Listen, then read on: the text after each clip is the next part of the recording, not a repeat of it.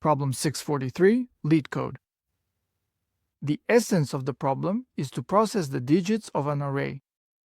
The goal is to select a certain number of digits, calculate their average, and do this for all possible groups. For these kinds of subarrays, we need to choose the one with the maximum possible average value. So what exactly is a subarray and what is a window? That is, we have a length. Let's take a look. Here it says that we have a certain number k. In our case, that's 4. This is the number of digits that should be in our subarray, 1, 2, 3, 4. So these digits make up the window that we need to consider. It must be complete in order to calculate the average value. What did we do first? We divided this first window, which contains the number of digits that was specified for us. In our case, that's 4. We calculated the average value here, then shifted our window. And here the digits in our window were updated again. Now it became 12-5-6-50. And then we shifted the window once more. So we ended up with 3 different windows. In these 3 different windows, we need to sum up all the digits each time and calculate the average. And all these averages, which are our results, we compare with each other and return the highest result. This is the main thing we need to do directly in the task itself. That's what's stated here. Here we have an integer array, this array with all the digits.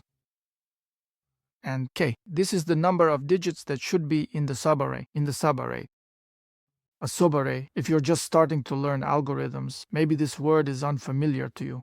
A subarray is a part of an array that you need to do something with. So here we have an array of 6 digits.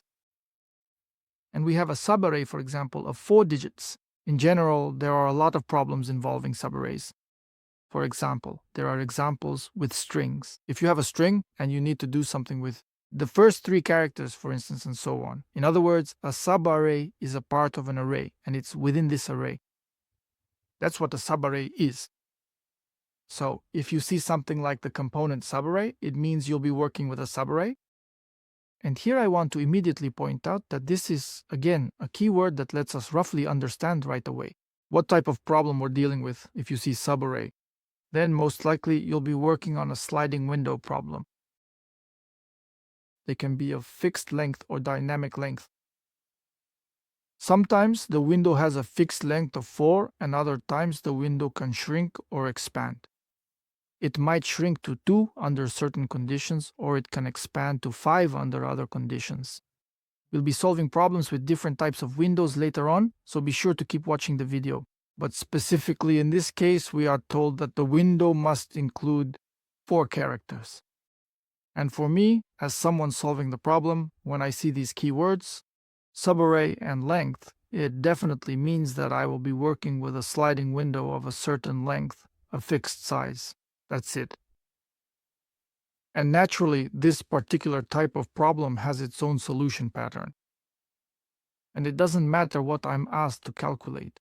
That's 75% of the problem. I already know how to solve it because I know how to implement this sliding window. What exactly I need to do with these numbers next, inside this window, is not as important. The minimum average number, the maximum average number, remove all the negative numbers, add 1 to all these numbers. For example, it doesn't matter. If I just know that I'm working with a sliding window of fixed length, then I already know what needs to be done, and I'd say that 75% of the problem is already solved. All right, let's see how the math works in this case. First, so we add up the first 4 characters. This gives us the following. This one here, 12, minus 5, minus 6. We add them all up here and divide by 4. Why by 4? Because we have 4 characters in our window, and in this way we get an average value of 0.5. I've already done all these calculations for all the windows. In the second window, when we shift our window, we get the following. Over here, this is what we get. 12 minus 5 minus 6, 50. We divide by 4 and get 12.75. And if we shift it again, we get this kind of math. There you go. So in this way, we shifted this window 3 times. And we got 3 subarrays. 1, 2, 3. This is the first subarray, these numbers here. This is the second subarray, these numbers here. And the third subarray, these numbers here. We took the average values from each of these arrays, and we ended up with these results. Now all that's left is to take the maximum from these results. Here, it's obvious that this is the maximum result. Here, I want to say once again that if you understand what is being asked of you, this is the most important thing. When you start solving problems, even without writing a single line of code, you can already figure out what the solution is. That needs to be implemented. And secondly, if you are able to identify a known solution pattern, for example, the sliding window. In this case, you can, with the help of just a simple mathematical manipulation like this, already know the result. Here on LeetCode, they immediately tell you the result, but in an interview, no one will tell you the answer right away. But if you have identified all the keywords, recognized this pattern, and worked out the math, whether on a piece of paper or in your head, then at the very least, before you start writing the actual code, you already have a concrete solution and know exactly what you need to do. Now let's move directly to the code. The code looks like this. So first we create our window. The very first window is created from our first 4 elements. That is, we have the first, second, third, and fourth elements. That's it. And at the very beginning, before we start moving it, our window looks like this. In Python, it looks like this. That's it. First, we create this window. In Python, we use a colon and then K. And in this specific way, we carefully take all of the characters, these first 4 distinct characters. And then, right here in this step, we sum them all up together. So, as you can see, this is the specific total sum that we definitely need to calculate right here. However, after we find that sum, we actually need to return the final average instead. And first we calculate it, specifically this sum of the first 4 characters using this kind of construction. And then we divide by 4 to get the very first result. So first, actually, in principle, this can be done in a single line, but I did it in 2 lines to make it clearer for you. First, we find this sum using this line of code, and then we do the final calculation to get the first result. Why do we need it? Because we will compare the second and third results starting from here. So when we get to the second result, we will need to compare whether this one is greater or that one is greater. Once we are ready to compare, we have this result. 0.5, we can start moving our window. Here, when preparing our window, we need to make sure that we start moving our window, taking into account the fact that the first 4 values are already in our window. This is done in Python using the following. This kind of construction we write for I in range. And in range, we specifically indicate that we have k. This means that this is the start of our array. This means that our loop will not start from 0, but it will start from the value k and go all the way to the end, up, to the end of the length of our array. What do we do next? We have these sliding window pointers. And from our window itself, from this specific position, we perform a detailed mathematical calculation and manipulation process.